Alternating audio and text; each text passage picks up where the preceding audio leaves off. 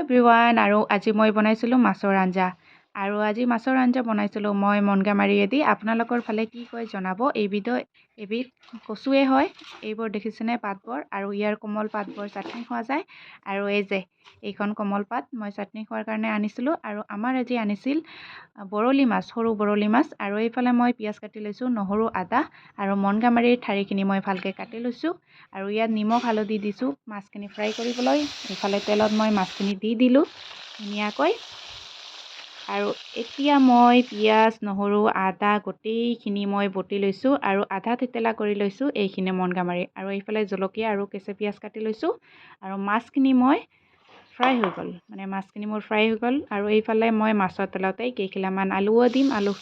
আলুখিনি প্ৰথমে ফ্ৰাই কৰি ল'ম আৰু ইয়াত অকণমান প্ৰথমে মই হালধি দিছোঁ আৰু এনেকৈ মই প্ৰথমে ফ্ৰাই কৰি ল'লোঁ আৰু এইবাৰ ইয়াতে মই কাটি লোৱা পিঁয়াজ আৰু জলকীয়াখিনি দি দিম আৰু এনেকৈ অলপ সময় মই ভাজি ল'লোঁ। তাৰপিছত দিলোঁ নহৰু আৰু পিঁয়াজ বটি লোৱাখিনি গোটেইখিনি দি দিলোঁ। তাৰপিছত আৰু মই অলপ সময় ভাজি ল'ম। তাৰপিছত দিলোঁ নিমখ আৰু হালধি, আকৌ অকণমান ভাজি ল'ম।